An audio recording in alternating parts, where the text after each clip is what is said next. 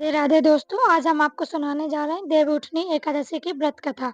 दोस्तों, जो भी इस व्रत कथा को पूरे ध्यान, मन और श्रद्धा से सुनता है, भगवान विष्णु उसकी हर मनोकामना अवश्य पूरी करते हैं।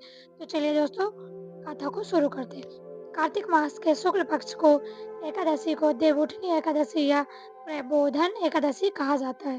कहा जाता है कि इस दिन भगवान विष्णु 4 महीने की योग निद्रा से जागते हैं और देवताओं के पुनरुत्थान होता है। इस दिन से विवाह, गृह प्रवेश और सभी मांगलिक कार्य फिर से शुरू होता है।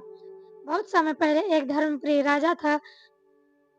वह अपने राज्य में हर एकादशी के दिन यह आदेश देता था कि आज के दिन कोई भी व्यक्ति अन्न ग्रहण नहीं करेगा। पूरा राज्य केवल फलाहार करेगा।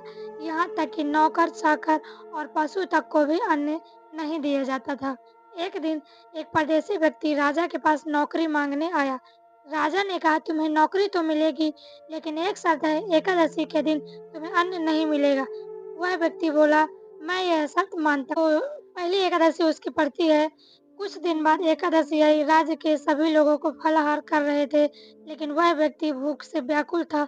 उसने राजा से कहा, महाराज, केवल फल से मेरा पेट नहीं भरता, कृपया मुझे अन्न दीजिए। राजा ने कहा, नियम है कि कोई अन्न ग्रहण नहीं करेगा, पर व्यक्ति की बार बार विनती सुनकर राजा ने दया कर दी और अन्न दे दिया। 15 दिन बाद फिर एकादशी आई। इस बार उस व्यक्ति ने राजा से दुगनी मात्रा में अन्न मांगा।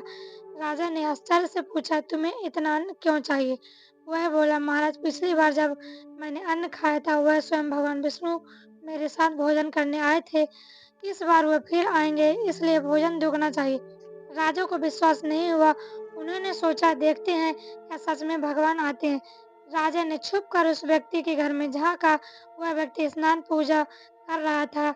उसने पवित्र मन से भगवान विष्णु को भोजन का निमंत्रण दिया। प्रभु, कृपया पधारिए, आपके बिना मैं अन्न ग्रहण नहीं करूंगा। शाम हो गई पर भगवान नहीं आए।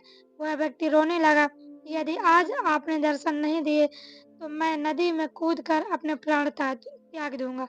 तभी अचानक दिव्य प्रकाश हुआ और भगवान विष्णु स्वयं उसके सामने प्रकट हो गए।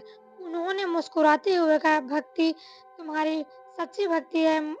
भक्ति ने मुझे यहाँ आने पर विवश कर दिया। राजा यह देखकर दंग रह गए। उन्होंने सिर झुकाकर भगवान से क्षमा मांगी और प्रणाम किया।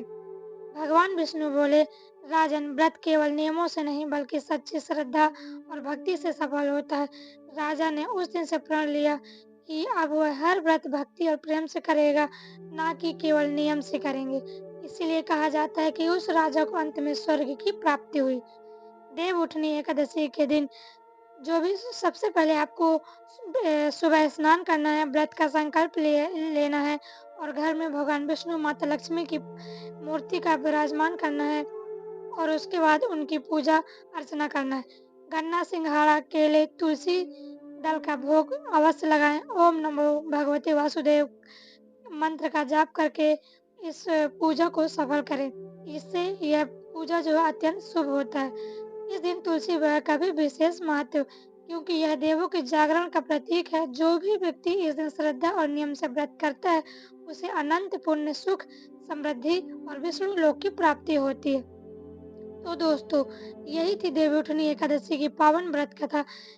यह दिन हमें सिखाते कि भगवान को पाने के लिए सबसे बड़ी चीज है कि सच्ची भक्ति और निस्वार्थ प्रेम होना चाहिए। यदि आपको यह कथा पसंद आई हो तो वीडियो को लाइक करें और इस वीडियो को अपने दोस्तों, फैमिली, रिश्तेदारों के साथ शेयर करें।